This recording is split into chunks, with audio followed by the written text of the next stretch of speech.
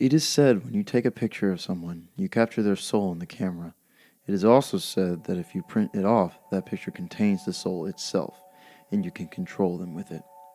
I'm not sure where to start.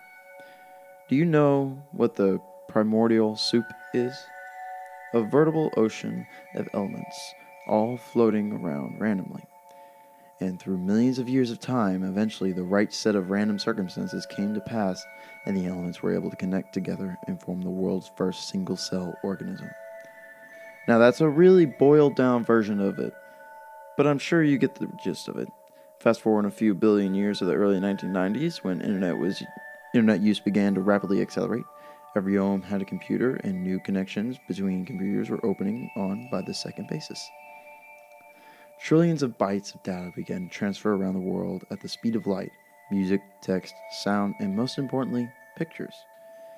Now, if when you take a picture of someone and capture their soul, what happens when that picture is converted to data and placed on a hard drive? Does the soul follow? 15 years later, we believe so. We believe that when you take a picture of someone and upload it onto your computer, alongside the image data, a blueprint of the person's soul itself is imprinted on the file itself. Look at your pictures folder. How many souls reside in that folder alone? That's just the beginning, though. These soul blueprints each retain pieces of a puzzle, parts of the soul itself as well. Recently, a group of hackers who refer to themselves as the Cardinals took an interest to this theory and began experiments. They found anomalies within the binary sequences of images based on similar features of the person they had taken a picture of, a binary DNA, if you will. Now, these hackers had come to possess a set of three extremely important data files: one AVI, one JPEG, and one .mp3, each of which possessing interesting, unexplainable qualities. The first, Cradle.avi, depicts what appears to be a group of teenagers with a low-quality video camera exploring the basement of a house. The quality of the video is distorted, completely beyond any comprehensibility. The video is very low quality.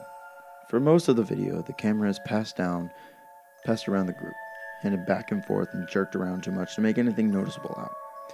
But near the end, the camera turns to at an odd angle, and you can see semi-clearly make out a young girl standing in the corner facing the wall.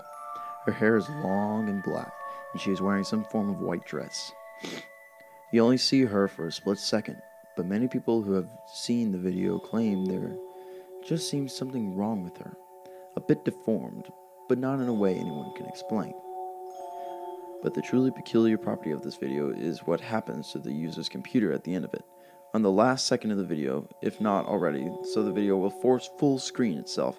Along with this, you are left with 1 second looping clip of a window in a wall. It loops 15 times, and then the girl is seen again standing on the other side of the window with her back to the viewer, slowly wavering back and forth. After a few moments, the video ends and the user's computer permanently shuts down. Inspection has shown that the entire registry becomes completely corrupt, requiring the user to do a total wipe and reinstall. The second file is known as needles.mp3. This sound file, when played, plays for about 3 minutes. It is extremely distorted. One can occasionally make out some form of voice talking, but most of the sound is some form of growling, rolling, crackled roar. Users who listen to this file often experience extreme nausea and loss of balance for a brief period of time. The final file is known as burningman.jpg. The file name has nothing to do with what the actual picture depicts. Instead, it just displays a haphazard mess of overlaid and meshed images of dolls in a hallway. There also seems to be an image of a man standing with his head cast down in the background, but the image is too distorted to make anything out, much like the other files. The image, when downloaded and opened on a user's desktop, will proceed to stay permanently open on whatever program it is opened through. Not only that, the program becomes disabled. Nothing else happens. The image just permanently sits there on your desktop, unclickable, unminimizable, and you're just left there with a man's invisible gaze staring at you. From what the group of hackers were able to discern, the file seems to have recompiled into the data something along the lines of CMDAO. Yet, as complex and intricate as the program is, it works across all OS platforms. No one knows who the original creator is. In fact, few people have heard of it, as the file is uncopyable nor sendable. This, in fact, further adds to the mystery, as often receivers of this file will obtain it from random anonymous emails posted on forums on a downloaded link. Posing the question, how is that poster able to upload it? If you ever see any of these files, refrain from downloading any of them. They all have varying detrimental effects on your computers, from practically taking out your whole registry, corrupting System 32, freezing your mouse, or crashing your computer. Now onwards.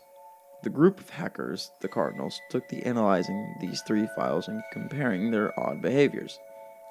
They had heard of other such odd files, images, data, etc., but were never able to get their hands on them, at least as far as we know, though the rumor states that they in fact were able to locate and collect all of the known files, like the original smile.jpg, barbie.jpg, even suicidemouse.avi.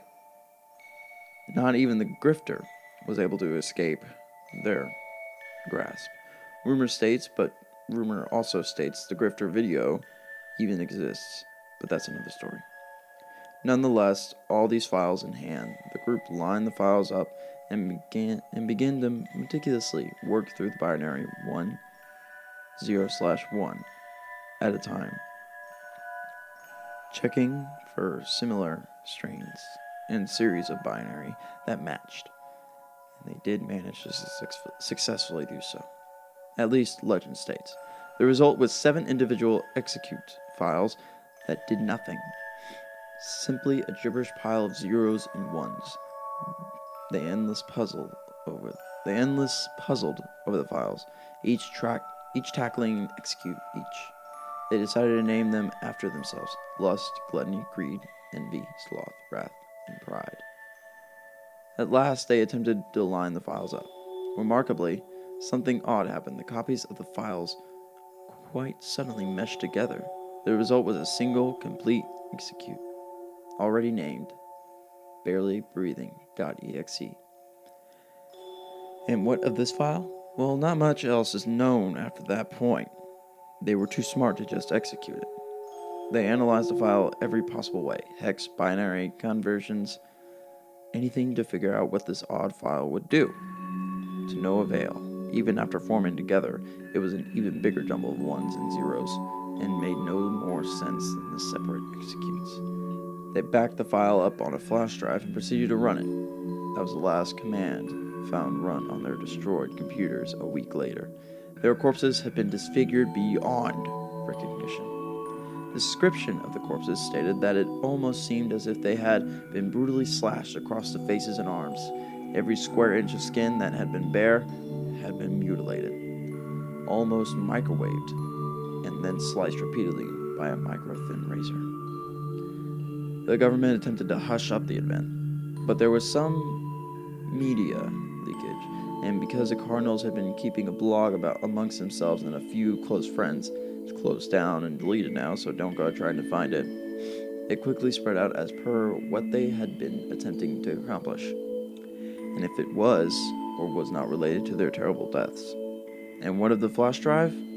A friend who knew of its existence later checked the home of the group and was unable to find it. According to reports, the drive was found in the pocket of one of the group and been taken into custody by the police and then simply vanished. The trail continues on, far more though. The file resurfaces every few weeks around the globe. Governments attempt to cover it up, but some media leaks out, of course. Look to the news for people mutilated in their own homes by a murderer, their computers stolen, etc. If you ever get a cryptic email with an attached labeled barelybreathing.exe, for fuck's sake, do not open it.